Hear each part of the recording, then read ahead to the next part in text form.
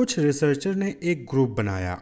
Clear, जो top business schools हैं वहाँ के कुछ रिसर्चर ने एक ग्रुप बनाया और उन्होंने 11 कंट्री के 33 मल्टीनेशनल कंपनीज में जो है एक स्टडी की। Group of researchers from top business school like Cambridge वगैरह, तो उन्होंने जो है 11 कंट्री के 33 एमएनसीज में एक स्टडी की और उस स्टडी को करके उन्होंने एक कंक्लूजन निकाला कि जो कॉम्पिटिटिव एडवांटेज अगर पाना है टैलेंट मैनेजमेंट में, तो वो सिर्फ रिक्रूटिंग, ट्रेनिंग और रिटेनिंग इन सब चीज़ों से नहीं आएगा, बल्कि उनको 6 प्रिंसिपल्स को फॉलो करना पड़ेगा, जो कि ये जो 33 एमएनसीज और जो 11 कंट्रीज़ में हैं और जो टॉप कंपनीज़ हैं वो उसको फॉलो करती हैं। Rather these researcher formulated 6 core principles that are followed by top performing companies. Clear, तो ये 6 प्रिंसिपल ऑफ टैलेंट मैनेजमेंट कैसे आया? तो टॉप बिजनेस स्कूल के कुछ रिसर्चर्स थे, उन्होंने 11 कंट्री के 33 एमएनसीज में स्टडी की और उस स्टडी के बेसिस पे उन्होंने 6 प्रिंसिपल्स बनाए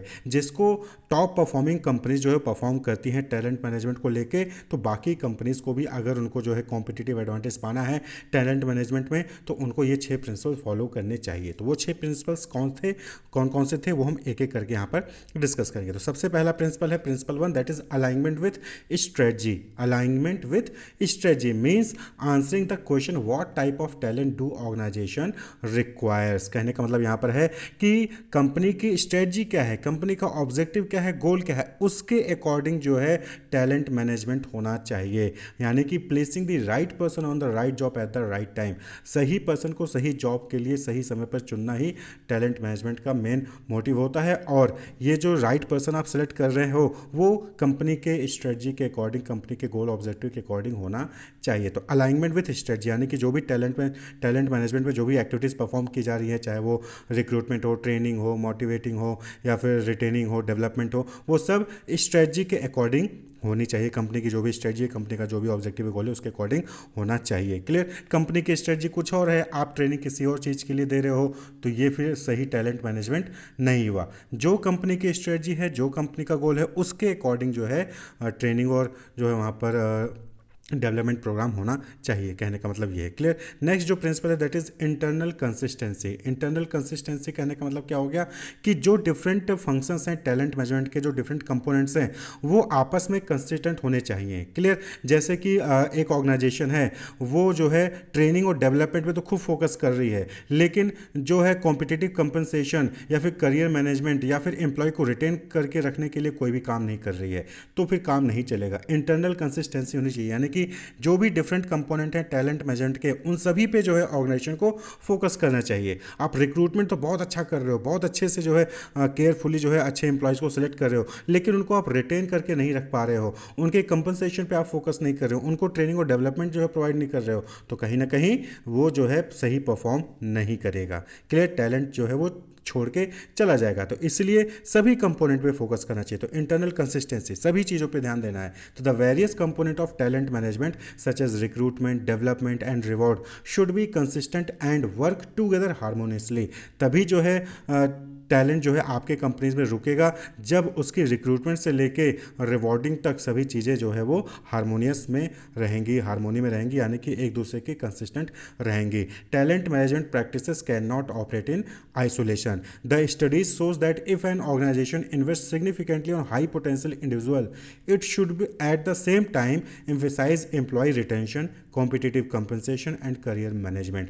कहने का मतलब क्या हो गया कि सभी चीज़ों पे ध्यान देना है, जो भी टैलेंट मैनेजमेंट की कंपोनेंट्स है सभी चीज़ों पे ध्यान देना है। एक चीज़ पे ध्यान देकर काम नहीं चलेगा, अच्छा परफॉर्म नहीं कर सकते हैं। These alignments will have a synergy effect, यानी कि सिनर्जी इफेक्ट कहने का मतलब क्या है कि एक चीज़ पे फोकस करोगे तो उतना अच्छा रिजल्ट नहीं आएगा, लेकिन सारी चीज़ों को फोकस करोगे तो सब चीज़ें मिलकर बहुत अच्छा रिजल्ट दे देंगी। क्लियर, तो दैट इज सिनर्जी इफेक्ट। तो these alignments will have a synergy effect. Next जो प्रिंसिपल है दैट इज प्रिंसिपल 3, कल्चरल एम्बेडनेस। यानी कहने का मतलब यहाँ पर क्या हो गया कि जो भी कंपनी की कल्चर है, वैल्यूज़ है, डे टू डे ऑपरेशन को परफॉर्म करने में, उसके अकॉर्डिंग टैलेंट मैनेजमेंट के प्रिंसिपल और प्रैक्टिसेस होने चाहिए।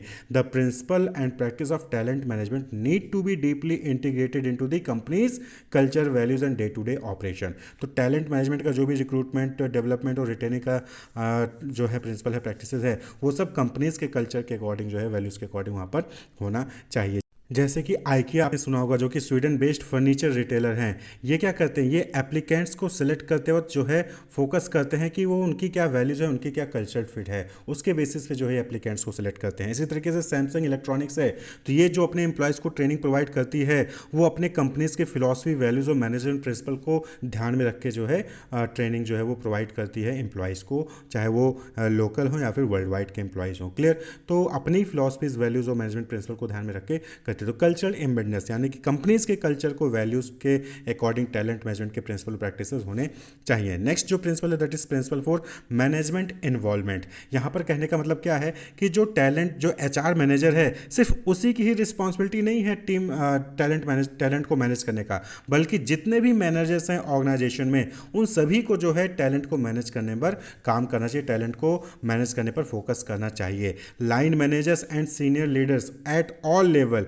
must actively participate and take ownership of talent management initiatives to ensure success। कहने का मतलब क्या हो गया कि सिर्फ एचआर मैनेजर जो है, ह्यूमन रिसोर्स मैनेजर, सिर्फ उसी की रिस्पॉन्सिबिलिटी नहीं होनी चाहिए टैलेंट को मैनेज करने के लिए, बल्कि जितने भी डिपार्टमेंट के मैनेजर्स हैं, लाइन मैनेजर्स हैं, सीनियर लीडर्स हैं, सबको जो है वहाँ पर जो है अप्रोप्रिएट टाइम देना चाहिए टैलेंट को मैनेज करने के लिए। क्लियर। जैसे कि प्रॉक्टर एंड गैम्बर पीएनजी है, उनके फॉर्मर सीईओ एजी लेफ्ली वो कहते हैं कि वो अपने आधे समय का वन थर्ड, अपने आधे समय का वन थर्ड टैलेंट को डेवलप करने के लिए फोकस करते थे, टैलेंट को डेवलप करने के लिए कंट्रीब्यूट करते थे। क्लियर। अपने आधे समय का, यानी कि जैसे 12 घंटे काम कर रहे हैं तो 12 घंटे में से 6 घंटे का वन थर्ड जो है वो टैलेंट को डेवलप करने पर काम करते थे, फोकस करते थे। Clear. Getting them to play a key role in the recruitment of talent and then making them accountable for developing the skills and knowledge of their employees. तो मैनेजमेंट इन्वॉल्वमेंट। क्लियर।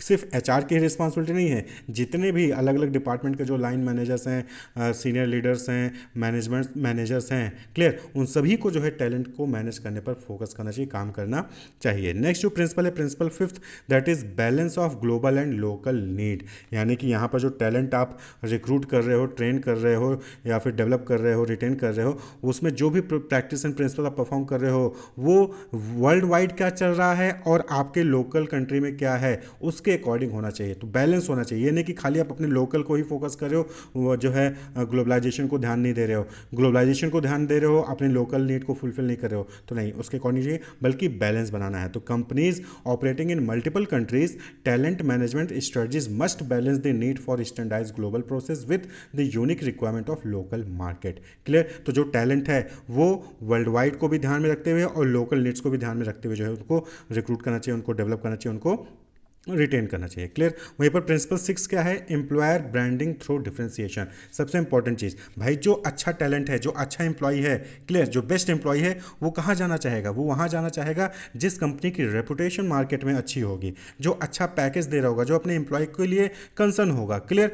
तो companies को चाहिए कि वो अपनी branding पे focus करें और भी कॉम्पिटिटर से डिफरेंशिएट करके। Clear. To attract top talent employer branding is to be done. Clear. तो एम्प्लॉयर ब्रांडिंग का मतलब कंपनी का रेपुटेशन। तो एक company reputation as a desirable place to work should be communicated to attract, motivate and retain current and prospective employ. Clear. तो employer branding कहने का मतलब क्या हो गया कि कंपनी को अपनी रेपुटेशन हाई रखनी चाहिए, अब कंपनी को अपनी रेपुटेशन मार्केट में क्रिएट करनी चाहिए और साथ ही साथ उनको इस चीज़ को कम्युनिकेट भी करना चाहिए एम्प्लॉयज़ को, जिससे कि जो करंट एम्प्लॉयज़ हैं और जो प्रोस्पेक्टिव एम्प्लॉयज़ हैं, जो आगे चल के एम्प्लॉयज़ बन सकते हैं, उनको अट्रैक्ट किया जा सके, उनको मोटिवेट किया जा सके और उनको रिटेन करके रखा जा सके। तो एम्प्लॉयर ब्रांडिंग पे भी ध्यान देना चाहिए। और वहीं पर तो ये जो है 6 प्रिंसिपल्स थे। कौन कौन से? Principle 1 alignment with strategy. तो टैलेंट मैनेजमेंट के जो भी कंपोनेंट्स हैं वो स्ट्रेटजी के अकॉर्डिंग जो है वहाँ पर होने चाहिए। जो भी स्ट्रेटजी है, जो भी गोल है, जो भी ऑब्जेक्टिव है कंपनी का, उसके अकॉर्डिंग फ्रेम किया जाना चाहिए। Principle 2 internal consistency. तो टैलेंट मैनेजमेंट के जो भी डिफरेंट फंक्शंस हैं उनके बीच में कंसिस्टेंसी होनी चाहिए, उनके बीच में हार्मोनी होनी चाहिए। सिर्फ एक चीज़ पे फोकस कर रहे हो, रिक्रूटमेंट पे फोकस कर रहे हो, लेकिन ट्रेनिंग पे या फिर उनके डेवलपमेंट पे या फिर रिटेन पे, कंपनसेशन पे ध्यान नहीं दे रहे, ऐसे काम नहीं चलेगा। इंटरनल कंसिस्टेंसी, सभी चीज़ों को ध्यान में देना रखना होगा। प्रिंसिपल 3 कल्चरल एम्बेडनेस, यानी कि कंपनी के जो भी वैल्यूज़ हैं, जो भी कल्चर हैं, उसके अकॉर्डिंग जो है वहाँ पर टैलेंट मैनेजमेंट के प्रिंसिपल और प्रैक्टिसेस होने चाहिए। Principle 4 management involvement. सिर्फ एचआर मैनेजर की रिस्पॉन्सिबिलिटी नहीं है टैलेंट को मैनेज करना, बल्कि जितने भी लाइन मैनेजर्स हैं, सुपीरियर्स हैं, उन सभी को जो है टैलेंट मैनेजमेंट पर फोकस करना चाहिए, टैलेंट को मैनेज करने पर काम करना चाहिए। अपने पूरे समय का वन थर्ड ही समय दें दें, हाफ समय का भी 1/3 समय दें, जैसा कि P&G के फॉर्मर CEO ने दिया था। तो लेकिन समय वहाँ पर देना चाहिए, मैनेजमेंट का इन्वॉल्वमेंट होना चाहिए टैलेंट को मैनेज करने के लिए, क्योंकि सिर्फ HR मैनेजर की रिस्पॉन्सिबिलिटी नहीं है। जो एम्प्लॉई है उसका बॉस तो कोई और होगा ना, वो जब काम करेगा तो उसका बॉस तो कोई और होगा। अब अगर बॉस ही अपने एम्प्लॉय पर ध्यान नहीं देगा तो HR मैनेजर कहाँ तक टैलेंट को मैनेज कर पाएगा? नहीं। तो इसलिए सभी को जो है वहाँ पर ध्यान देना चाहिए। प्रिंसिपल फिफ्थ है balance of global and local need. तो जो टैलेंट मैनेजमेंट के प्रिंसिपल्स हैं, जो भी प्रैक्टिसेस हैं, वो जो है ग्लोबल मार्केट को, वर्ल्ड मार्केट को और लोकल मार्केट को ध्यान में रखकर जो है फ्रेम करना चाहिए, उसके अकॉर्डिंग जो है वहाँ पर काम करना चाहिए। And sixth principle is employer branding through differentiation, यानी कि कंपनी को अपनी रेपुटेशन बना के रखनी चाहिए मार्केट में, और कंपनी को अपनी रेपुटेशन को डिफ्रेंशिएट भी करना चाहिए कॉम्पिटिटर से, और इस चीज़ को कम्युनिकेट भी करना है मार्केट में एम्प्लॉयज़ के बीच में, जिससे कि एम्प्लॉय अट्रैक्ट हो, मोटिवेट हो, और वो एम्प्लॉय कंपनी को छोड़ के कहीं जाने की सोचे भी ना। क्योंकि अगर कंपनी की मार्केट में रेपुटेशन अच्छी होगी तो एम्प्लॉयज़ जो है वो उससे अटैच रहना चाहेंगे। जैसे होता नहीं कि भाई किस कंपनी में काम करते हो, तो वो बोलता है कि मैं जो है टाटा में काम करता हूँ, मैं विप्रो में काम करता हूँ, मैं जो है गूगल में काम करता हूँ। तो इनकी मार्केट में रेपुटेशन अच्छी है, यानी कि जब आप बताओगे कि मैं इस कंपनी में काम करता हूँ तो लोगों के माइंड में एक पॉजिटिव इमेज बनता है आपके लिए। तो एम्प्लॉयर ब्रांडिंग बहुत ज़रूरी है, जिससे कि लोग आपके यहाँ पर आके जॉब करना चाहें और वहाँ पर जो है अपना कई साल जो है आपके कंपनीज के साथ वो दें। तो कंपनीज रेपुटेशन और उसको जो है मेंटेन रखना जरूरी है। तो that is 6 principles of talent management, यानी कि अगर ये 6 प्रिंसिपल्स को फॉलो किया जाए तो जो टैलेंट है, जो एम्प्लॉयज़ हैं, जो अच्छे एम्प्लॉयज़ हैं, वो आपकी कंपनी के साथ हमेशा बने रहेंगे और अच्छा परफॉर्म करेंगे। Wish you all the best, keep watching.